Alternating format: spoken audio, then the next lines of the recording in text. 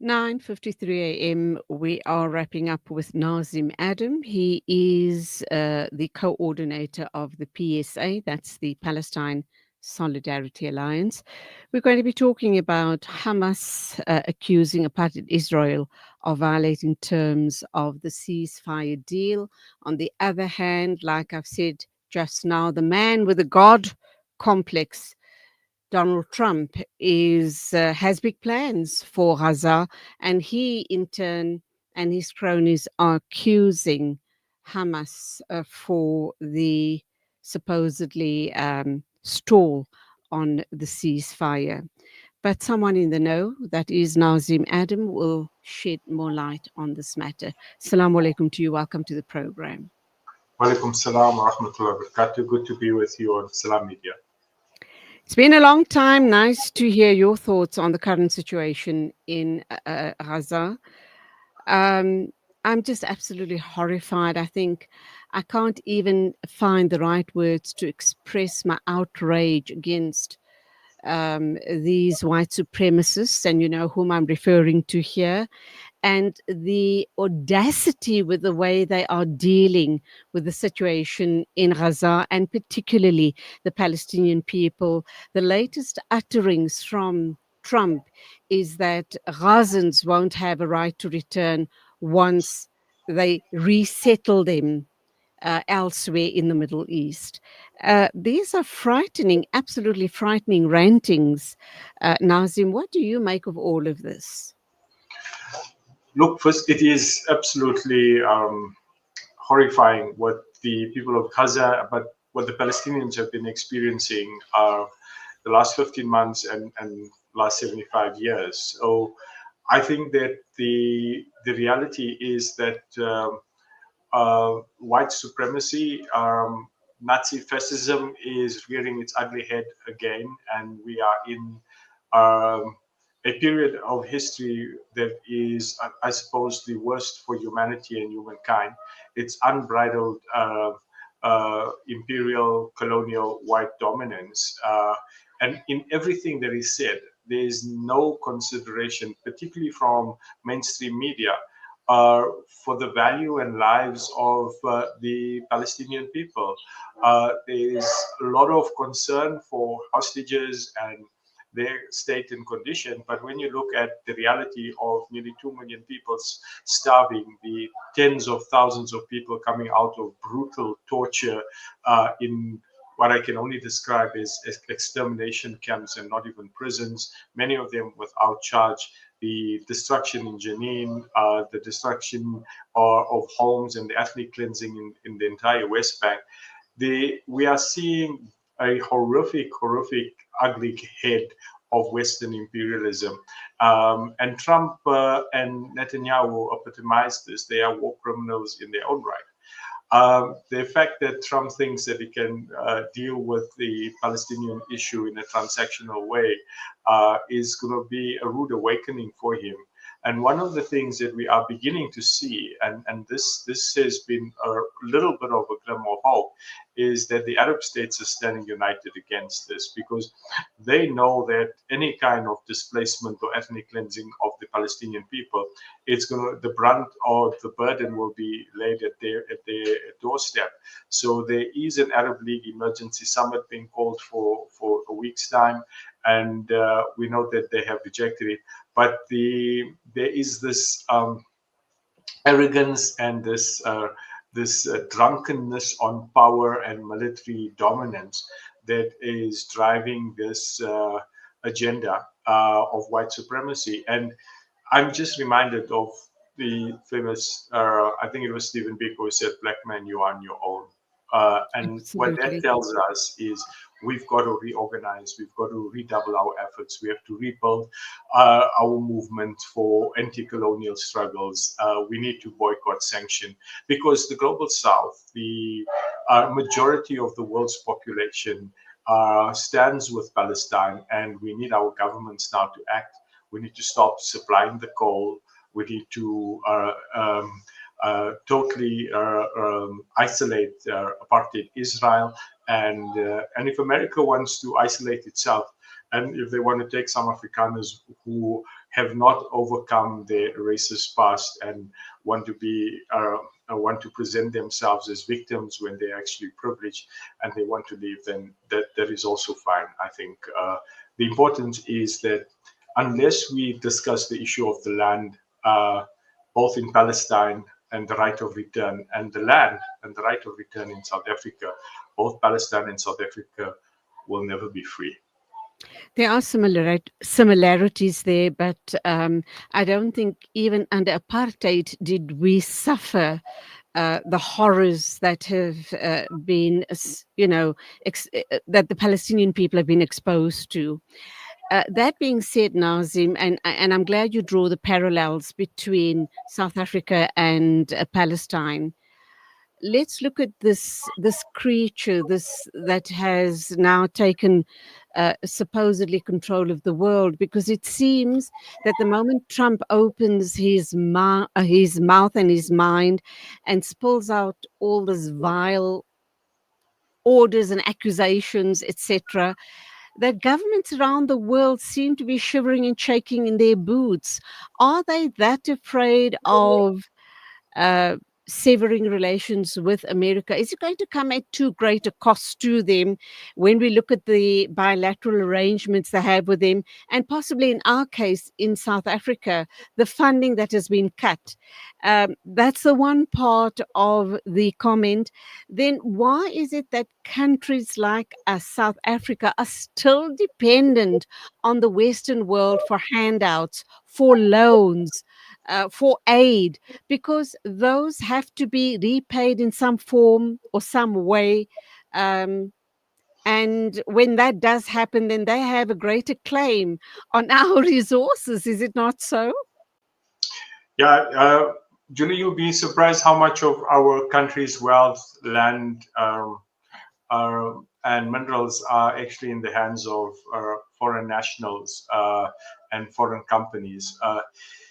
And it is the global economic system which is totally intertwined. I think the Americans this is a knee-jerk reaction with the emergence of BRICS and the establishment of the BRICS Bank, which we know is on the cards, and moving away from the central bank controls and so forth. The key, we call them the PayPal mafia that has Trump's ear, Elon Musk and some Afrikaners and Zionists. It's about the laundering of money, government funds, and controlling all resources. So you are right in that we need to be less dependent on foreign aid. The reality is we are, so it will impact negatively. But it is a wake-up call for South Africans, for South African business people. And we have huge companies and industry in South Africa. It's an opportunity to become more self-reliant and self-sustainable as a country. So I think there needs to be a rethinking on how we do business economically, how we trade and so forth. And I think for me, I'm more of the opinion that the countries may be showing some sort of concern now about the Trump's utterances, but it's going to drive them towards greater independence in time, because they don't want to be in the situation again, say 10 years or 20 years down the line, which is going to have a negative impact on America and its economy down the line. So for now, I think it's going to get much worse before it gets better. But the governments, and I trust our government economically, I think South Africa over the 30 years, bar the corruption in terms of managing the fiscus, has been pretty proactive. And I trust that they will address this and collectively come to a better solution on how we, I think, manage the impact. But there will be an impact, no doubt. So let's wrap up by going right back to the beginning and talk about Hamas and Palestine and their future. A few weeks ago, before Trump's utterances, there was hope there was positivity amongst the Palestinians and people all around the world, obviously. But that seems to have been dashed now because Trump is talking about cleaning out and cleaning out Gaza, sending these people to Egypt and Jordan and wherever else, flattening the area and rebuilding some sort of a super holiday resort. Um, and the Westerners, the white supremacists, are pretty excited about that. Do you think that that reality will come to pass, or do you think that the resistance is going to become that much stronger? I think the resistance will increase. I think there is a miscalculation on their part. Like I said, we're seeing the Arab nations for the first time standing firm that this is not an option. Let's first go back to Trump. We welcomed the ceasefire, but all of us with trepidation because Trump himself is duplicit in everything that he says. You can't call for a ceasefire, but also call for the ethnic cleansing of the area. And Netanyahu's meeting with him was clearly to scamper the ceasefire and to continue with the war because it's the only way he can stay in power in Israel. They don't care much for their hostages and they definitely don't care for the Palestinian people. We saw their murderous genocidal attack of the last 15 months, which when the ceasefire started extended into the West Bank. So yeah, I think that there is a miscalculation in that they think that this is going to be smooth sailing and that their military might will be able to create the Rivera that they dream of in Gaza. Our own experience, Julie, as South Africans, we know when you bulldoze people's homes and you forcibly evict them from their homes, there will never be any kind of peace or hope for anyone who resettles there. We saw that in Sophia Town, we saw that in the 6-6. People will resist and they will remember and they will continue for generations. So even if they're in for the long haul, generationally, I think that the struggle will just intensify and increase. And the resistance will become more resilient and will become, as we've seen, more adapt to the conditions in which they have to resist. So it will be ongoing and it will now become a global resistance. So I think that is the miscalculation that they're making, that this which has been largely restricted to the region in Lebanon, in Syria, in West Bank, in Gaza, is going to extend internationally because the resistance is going to, by any means necessary, go forward. And I think that's the biggest miscalculation because they are now bringing that war onto their doorstep. Naazim Adams, you are the coordinator of the Palestine Solidarity Alliance. Thank you indeed for your input on this matter. And as Muslims and as South Africans, I think we need to continue keeping the Palestinian stories alive for as long as we possibly can. They need our support in every way and form possible. Thank you for your work that you do regarding your activism. Julie, Sure. can I throw something in? On Thursday, we are protesting the invitation to Israeli doctors and The ophthalmic, lecturers. yeah, the Ophthalmic Society in Sandton, Yes. the Sandton We Convention Center. calling whoever can make it to please join that protest. Let us show our strength and our commitment to isolating apartheid Israel. These people bombed hospitals and killed doctors deliberately. We're calling all our medical people and every South African who values our freedom and our democracy to come and protest because we cannot have invitations going out to genocidal murderers and those accomplices of the genocide. So Thursday, if everyone can make it to Sandton, thank you. Okay, just before I let you go, Naazim, I spoke to Dr. Professor Nakib from Western Cape, UCT. He raised this issue as well, and he has cancelled. He's pulled out of attending the conference because of his views and support of the Palestinian people. Just remind us, for people who are not aware of this event taking place tomorrow, where and what time should they congregate? Do they come It's with on their placards? What is the story there?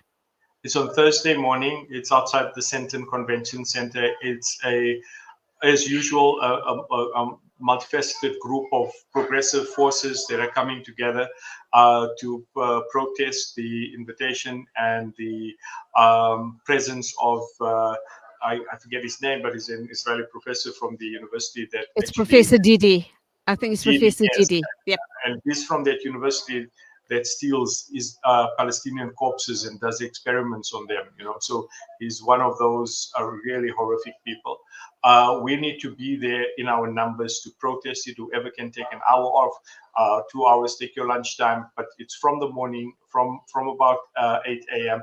and we'll be outside the Centrum Convention Center in Johannesburg Thursday. Please make yourself available. Whoever can be there to join the protest. The important thing, Julie, is we've got to isolate Israel. We have to isolate and hold accountable the genocidal murderers and experimenters in this case. But more than that, we have to hold accountable our own doctors who are callously indifferent to the suffering of Palestinians, particularly their own professionals who have been murdered and whose hospitals have been destroyed.